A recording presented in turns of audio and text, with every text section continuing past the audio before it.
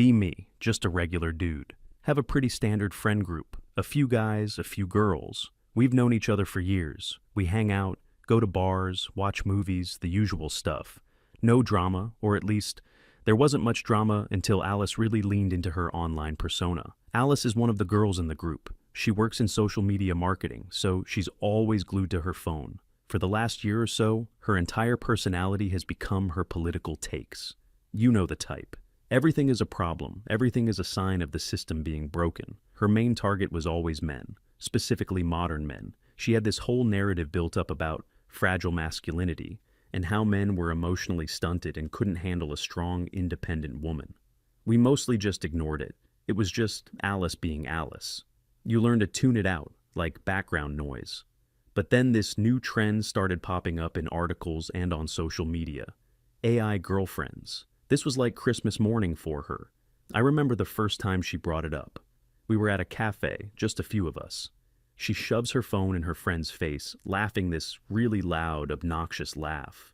On the screen is some article about guys using AI companions for conversation and, well, companionship.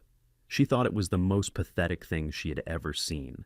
She went on this whole rant, loud enough for the whole cafe to hear. Saying it proved her point, that men can't handle rejection or real emotional connection, so they retreat to digital servants who will always agree with them. She called them beta testers for the robot apocalypse and the saddest people on the planet. Her friends were giggling along, nodding at everything she said. I was just trying to drink my coffee. Then she gets this look in her eye, the one she gets right before she's about to post something. She starts typing furiously on her phone. A few minutes later, she shows us her new post. It's a long tirade about the AI girlfriend phenomenon, filled with all her favorite buzzwords: emotional labor, weaponized incompetence, toxic masculinity. The post ends with something like, instead of going to therapy, they're downloading a yes woman, peak male fragility. It got a ton of likes and retweets from her online bubble. She was so proud of herself. This became her new favorite topic. Anytime we were out, if she saw a guy alone on his phone, she'd whisper to her friends, "I bet he's talking to his robot girlfriend." It was her go-to joke. None of the guys in our group said anything. What's the point? You can't argue with someone like that. It's like trying to reason with a brick wall that calls you a bigot. So we just let it go.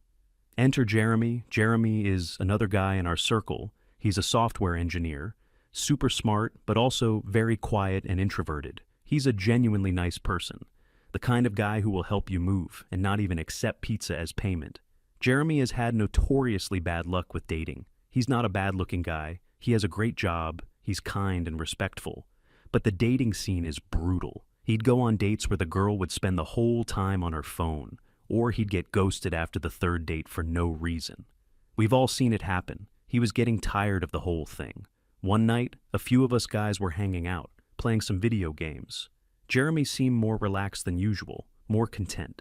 I asked him if he was seeing anyone. He gets this calm little smile and says he's been trying out one of those AI apps. Not for anything weird, just for conversation. He said it was nice to have someone or something to talk to at the end of the day without any pressure or judgment. He explained that it was helping him practice his social skills and feel less lonely without all the stress of modern dating.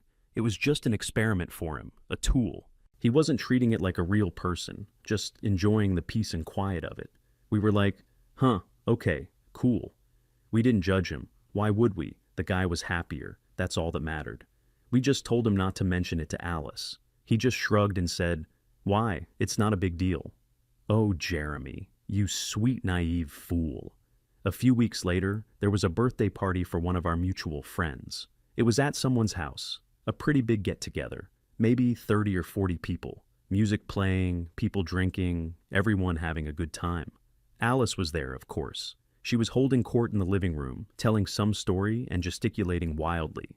Jeremy was in the kitchen, just quietly getting a drink. I was standing nearby, talking to a couple of other people. Alice walks into the kitchen, looking for more wine. She spots Jeremy. A wicked grin spreads across her face. I knew right then that something bad was about to happen. She walks right up to him. "Jeremy, I haven't seen you in forever," she says, way too loudly. "How's the single life treating you?" Still swiping on those apps? Or have you given up and gotten a robot wife yet? Her tone was dripping with condescension. She was trying to make a scene. Jeremy, to his credit, didn't even flinch. He just took a sip of his drink and looked at her calmly. "I've actually been using one of those AI apps," he said, his voice completely level. "It's been pretty nice." The kitchen went quiet. Alice's eyes widened. She looked like a predator who just cornered its prey. She couldn't believe he'd just admit it so openly. She expected him to be embarrassed, to deny it. But he wasn't. He didn't see anything to be ashamed of. Her face twisted into a mask of pure, smug victory. She turned around to face the small crowd that had gathered. "Everyone, guess what?" she bellowed. "Jeremy is dating his phone." A few people let out uncomfortable laughs. Most just stared at their shoes. It was incredibly awkward. "Isn't that just the saddest, most pathetic thing you've ever heard?" she continued, looking around for validation. "This is what I've been talking about. They can't handle real women, so they retreat into a fantasy world where they're in control." Jeremy just stood there, watching her. He didn't look angry or hurt. He just looked tired. He slowly shook his head, finished his drink, and placed the cup on the counter. He didn't say a word to her. He just walked out of the kitchen and left the party. The whole incident lasted maybe 2 minutes, but it felt like an eternity. The vibe of the party was completely ruined. After Jeremy left, Alice was buzzing, high on her own self-righteousness. "Can you believe he just admitted that?" she kept saying to her friends. Zero shame. I noticed something, though. Eddie was there. Eddie is this guy Alice has had a massive crush on for months. He's a typical Chad type, I guess. Good-looking, confident, works in finance. He's actually a decent guy, but he's definitely the kind of man Alice claims to hate, yet secretly wants. He had been standing by the doorway during the whole exchange. He saw everything. He didn't laugh. He didn't even smile. He just watched Alice with this completely flat, unreadable expression. After she was done with her victory lap, he just turned around and walked back into the living room without a word. She didn't seem to notice, but I did. That was the beginning of the end. The great unfriending, as I now call it. It didn't happen overnight. It was a slow, quiet process, like a tide going out. The first change was with the guys in the group. We didn't have a meeting or anything. We didn't conspire. It was an unspoken, organic thing. We just stopped inviting her to stuff. If it was a guy's night, she wouldn't have been there anyway. But now, if we were just going to a casual hangout at a pub, someone would start a group chat and just not include her. No one ever said, "Don't invite Alice." Her name just never came up. It was a passive avoidance. Confronting her was pointless. It would just lead to a huge fight, where she'd call us all sorts of names and then post about it online. It was easier to just fade away. She started noticing after a few weeks. She'd send messages to our main group chat, the one with everyone in it. "Hey, anyone want to do something this weekend?" The chat would be dead silent for hours. Then one of her girlfriends might reply, "I'm busy, sorry." None of the guys would even open the message. She'd get frustrated and send another message. "Hello, is anyone alive in here?" Crickets. Meanwhile, in our separate dudes-only chat, we'd be making plans to go see a movie or grab some wings. It felt a little weird, but it was also peaceful. No walking on eggshells. No waiting for the next lecture about how something we said was problematic. One night, she actually showed up at a bar where a few of us were hanging out. I think one of her friends must have told her we were there. She walked in with this fake, cheerful smile and came over to our table. "Hey guys, fancy seeing you here," she said, trying to sound casual. The conversation at our table just died. We all just mumbled, "Hey Alice." She tried to start a conversation, but it was painful to watch. She'd ask a question, and one of us would give a one-word answer. The energy was just gone. She was a black hole of fun. Eddie was there that night. He was sitting at the end of the table. She spent the whole time trying to get his attention. She'd laugh a little too loudly at something someone said, then glance over to see if he was looking. He wasn't. He was completely engrossed in a conversation with the guy next to him. He didn't ignore her in an obvious way. He just didn't acknowledge her presence. She was just another piece of furniture in the room to him. After about 20 minutes of this awkwardness, she finally gave up. "Well, I'm gonna go," she announced to the table. "This is kinda boring." No one tried to stop her. As soon as she walked out the door, it was like a switch flipped. Everyone at the table took a collective breath, and the lively conversation started right back up. It was a stark contrast. That night, I realized this wasn't just about the incident with Jeremy. That was just the final straw. Her personality had become so negative and adversarial that people just didn't want to be around her anymore. Men, especially. Why would any guy want to spend his free time with someone who clearly despises him on a fundamental level? It's exhausting. Dating is already hard enough. No one wants to come home from a long day at work to get a lecture about their internalized misogyny because they held a door open. So men just stopped engaging, not out of anger, but out of self-preservation. It's the path of least resistance, the quiet quitting of social interaction. Her female friends were the next to drift away. This part was even more interesting to watch. At first, they were her biggest supporters. They'd like all her posts, add their own comments, and back her up in conversations. But then one of them, let's call her Friend A, started dating a guy. He was a perfectly nice, normal dude, but to Alice, he was a walking collection of red flags. She'd pull Friend A aside and warn her about him. He paid for dinner, he's trying to establish financial control. He wants to meet your parents, he's trying to rush you into a commitment and trap you. He texts you good morning every day, he's insecure and codependent. She was projecting her own toxic worldview onto her friend's perfectly healthy relationship. Friend A started avoiding her. She'd make excuses not to hang out one-on-one with Alice. Then, the other main friend, Friend B, also got a boyfriend. The same thing happened. Alice went into full-on critic mode, picking apart every little thing the new guy did. She wasn't being a concerned friend, she was being a hater. She couldn't stand to see her friends happy in relationships with men because it contradicted her narrative that all men are trash and all relationships are oppressive. Soon, both of her closest friends were busy all the time. They were busy going on dates, meeting each other's partners, and living their lives. Alice was left behind. Her social media posts started to get more and more bitter. She'd post vague things about friends who abandoned their principles for a man, and watching people you thought were strong become docile. It was passive-aggressive and sad. Her circle was shrinking, and it was entirely her own doing. She was so blinded by her ideology that she couldn't see she was the common denominator in all her failing relationships, both platonic and romantic. She had built a prison of her own beliefs and was now the sole inmate. The real irony was that she was experiencing the very thing she accused men of: social isolation and loneliness. But she would never admit it. In her mind, she was a martyr, bravely speaking truth to power. In reality, she was just an unpleasant person that no one wanted to hang out with anymore. The final phase of her isolation was her own dating life, or lack thereof.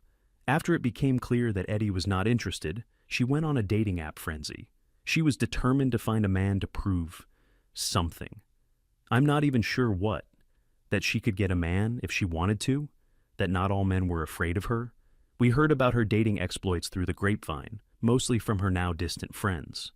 It was a disaster. Her adventures on the dating apps became a running joke for a while. We'd get secondhand reports from her friends, who she still complained to occasionally. She had this checklist. Any man she matched with was put through a rigorous ideological purity test. She went on a date with some guy who was a financial analyst. Apparently, he made the mistake of trying to explain what he does for a living. She cut him off mid-sentence and accused him of mansplaining. She then gave him a 10-minute lecture on how she, as a woman in the marketing industry, understood finance perfectly well. The guy just sat there, blinking. He apparently waited for her to finish, calmly said, "I don't think this is going to work," and left her with the bill. She was furious. She told her friend he was intimidated by her intelligence. Another date was with a guy who was, by all accounts, a total gentleman. He held doors, pulled out her chair, and was genuinely polite. She interpreted all of this as performative chivalry, stemming from a benevolent sexism that saw women as weak. She actually told him this, to his face. She explained that his kind gestures were actually microaggressions. He just stared at her, completely baffled. The best story was about the bill. At the end of the dinner, the waiter brought the check. The guy reached for it. Alice immediately put her hand up and said, "I'm perfectly capable of paying for my own meal. I don't need a man to provide for me." The guy, probably relieved, just said, "Okay, cool, we can split it." Her face fell. She was genuinely offended that he didn't fight her on it. Later, she complained that his willingness to split the bill showed he wasn't a real man and wasn't invested in the date. The mental gymnastics were incredible. She had created a perfect no-win scenario for any man she met. If he was traditionally masculine, he was toxic. If he was more passive and accommodating, he was a weak beta. If he paid, he was controlling. If he didn't, he was cheap and uninvested. Predictably, she never got a second date. Guys would just ghost her. And who could blame them? A date with her sounded less like a fun evening and more like a stressful, unwinnable final exam. She, of course, never saw it that way. In her mind, she was weeding out the weak ones. She'd post on her social media, "My standards are high because I know my worth. A lot of men can't handle that." We all knew the truth. Her standards weren't high. Her personality was just unbearable. While her dating life was a train wreck, her social life was also quietly dissolving. Her two best friends were now in serious, committed relationships. Their weekends were filled with couples activities: brunch with his parents, trips to the countryside, IKEA runs. Alice was not part of this new world. She wasn't invited to the couple's dinners because she'd spend the whole night criticizing her friends' boyfriends. She wasn't invited on the weekend trips because she was a perpetual source of negativity. I remember seeing a picture on one of their social media accounts. It was the two couples, posing together at some scenic overlook. They all looked so happy. The caption was something like, "Best weekend with my favorite people." I knew for a fact that Alice saw it, because a few hours later, she posted a long, rambling text post. It was all about the importance of female friendship, and how sisters shouldn't ditch their friends the moment a man comes along. It was so obviously aimed at them. I heard she tried to confront one of them about it. She sent her a series of angry texts demanding to know why she wasn't invited. The friend gave some vague, non-committal reply about it being a last-minute plan. It was a lie, and they both knew it. But the friend was avoiding a confrontation. She had her own happiness to protect. Alice was becoming an emotional vampire, and her friends were learning to set boundaries. This just fueled Alice's victim complex. She was now completely alienated from the men in her life, and she was losing her female friends too. The only people who still supported her were her online followers, a faceless mob who only knew the curated, self-righteous version of her she presented online. They didn't have to actually hang out with her. Her life was becoming an echo chamber of her own making. She started spending more and more time alone. She'd post pictures of herself at home with a glass of wine and a book, with captions like, "Self-care is the best care. Learning to be my own best company." It was a performance. Anyone could see the deep, crushing loneliness behind the facade. She was trying to spin her social isolation as an empowering choice. One evening, a few of us guys were at our usual spot, a quiet pub downtown. We were just chatting, having a beer after a long week. And then she walked in. Alone. She was dressed up, as if she were on a date. But there was no one with her. A wave of awkwardness washed over our table. She spotted us, but didn't come over. She just gave a stiff little wave and walked to the other end of the bar. She took a seat by herself, ordered a drink, and pulled out her phone. For the next hour, we watched this sad little play unfold. She sat there, pretending to be engrossed in her phone. But she wasn't really looking at it. Her eyes kept darting around the room. She was scanning the crowd, trying to make eye contact with any man who looked her way. She'd hold a gaze for a second too long, offering a small, hopeful smile. It never worked. Men would look at her, and then their eyes would just slide right past, as if she were a part of the decor. A guy came and stood next to her to order a drink. He was literally inches away. He didn't even glance at her. He got his beer and walked back to his table. Another guy, a bit older, actually did catch her eye for a moment. He gave her a polite nod, and she immediately beamed at him, a full wattage smile. He just gave a tight, uncomfortable little smile in return and quickly looked away. It was brutal to watch. She had made herself completely unapproachable. Maybe it was her reputation. Maybe it was a vibe she gave off. This aura of anger and judgment that clung to her like cheap perfume. Men have a sixth sense for that stuff. They can spot a trap from a mile away. Life is too short to willingly walk into an ambush. After about an hour and a half of this, she finished her drink, paid her tab, and walked out. She didn't look at us on her way out. She just stared straight ahead. Once she was gone, one of the guys at my table just shook his head, Man, he said, that was rough. We all agreed. It wasn't even satisfying to see. It was just profoundly sad. She had everything she claimed to want. She was a strong, independent woman, sitting alone in a bar, unbothered by men. But it was clear that it wasn't what she wanted at all. She wanted the attention. She wanted to be desired. She wanted to have the power to reject men. But you can't reject someone who was never going to approach you in the first place. The market had just corrected itself around her. The ultimate blow, however, was yet to come, and it would come from the one person whose opinion she seemed to value most, Eddie. Some time had passed, months maybe. The seasons had changed. I had almost stopped thinking about Alice altogether. She was just a person I used to know. Then, one afternoon, I was at a coffee shop in a different neighborhood, working on my laptop. It was a quiet place, not a lot of people. I got up to get a refill and saw Eddie standing in line. He was alone. I almost didn't go say hi, but he saw me and gave me a friendly wave. We chatted for a minute, the usual stuff. How's work? What have you been up to? He was perfectly pleasant. As we were talking, the door opened and in walked Alice. It was a one-in-a-million coincidence. Her eyes scanned the room and she saw him immediately. Her whole face lit up. She saw her chance. Eddie, alone, with no friends around to poison his mind against her. This was it. She strode over with a level of confidence I hadn't seen from her in a long time. "Eddie! Oh my God, hi!" she said, her voice a little too bright. Eddie turned. His friendly demeanor vanished. It was replaced by a look of polite, professional neutrality, like how you'd look at a sales clerk. "Oh, hey, Alice," he said. His tone was completely flat. "How's it going?" My part of the conversation was clearly over. I just took a step back and pretended to be looking at the pastry display. "It's going great," she chirped. "I haven't seen you in ages. We should all get the old gang back together sometime." She was trying to sound breezy and casual, like the idea had just occurred to her.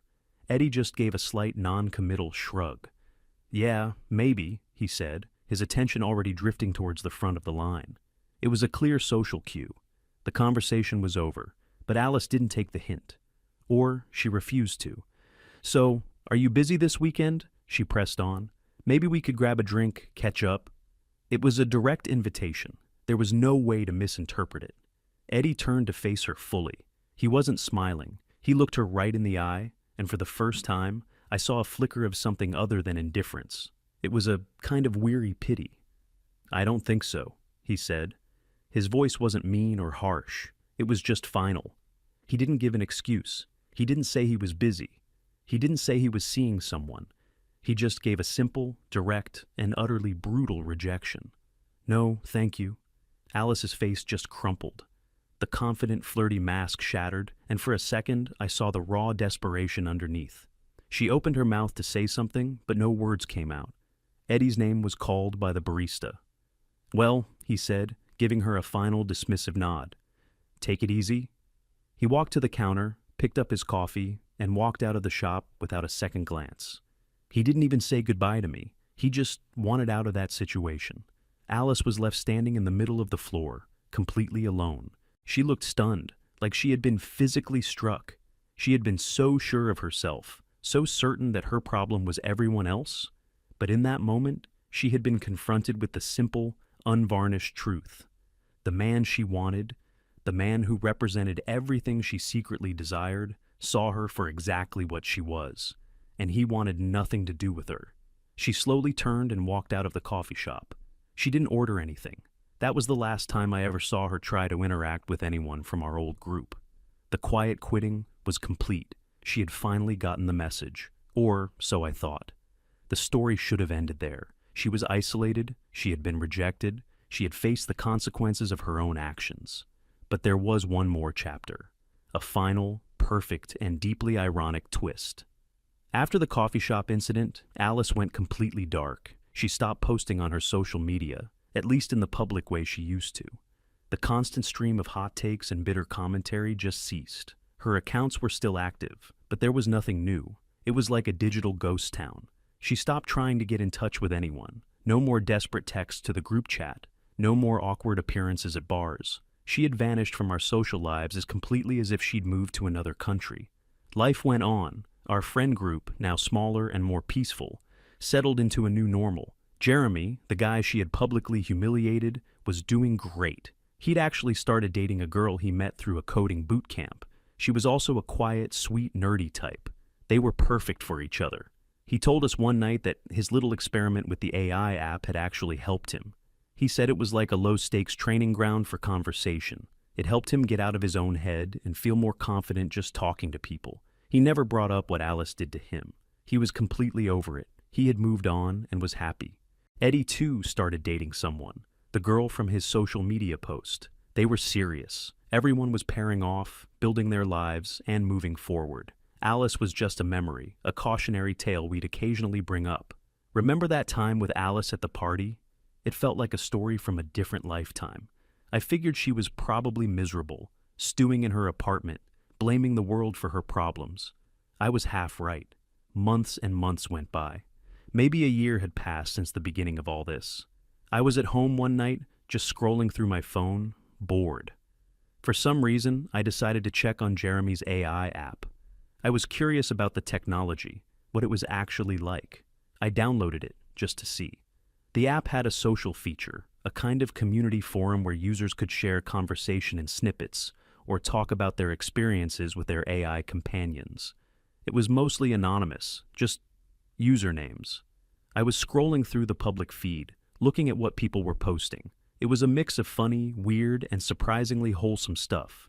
People sharing poems their AI had written, or posting screenshots of funny conversations. Then I saw it. It was a post from a new user. The username was something generic, like Starlight Dreamer 7. The user had posted a screenshot of a conversation with their AI.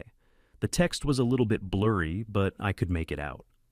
User: I feel so lonely all the time. It feels like everyone else has someone and I'm just alone. AI companion: it sounds like you're feeling isolated. I'm here to listen. Can you tell me more about what's on your mind? User: I pushed everyone away. I thought I was being strong, but I was just being mean. Now I have no one left. My blood ran cold. It wasn't the text itself.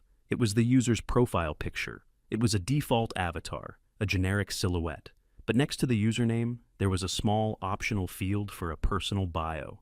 The bio for Starlight Dreamer 7 had only 2 words: social media. It couldn't be. It was too perfect, too ironic. I started digging. I clicked on the user's profile. They had only been on the app for a few days. They had made a few other posts. One was a question to the community. Is it normal to feel attached to your AI? Asking for a friend. Another was a screenshot where they were asking their AI for advice on how to apologize to people they had hurt. The AI was giving surprisingly good, empathetic advice about taking responsibility and understanding their perspective. But the final piece of the puzzle, the thing that confirmed it beyond all doubt, was in the interests section of the profile. Users could list a few hobbies. This user had listed 3 things: reading, wine, feminist literature. I just stared at my phone screen. I started laughing. Not a happy laugh. It was a hollow, disbelieving laugh. Alice. It was her.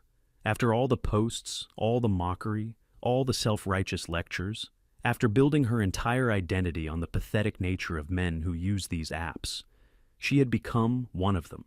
She had been so thoroughly rejected by the real world that she had no choice but to retreat into the very digital world she had so vehemently condemned.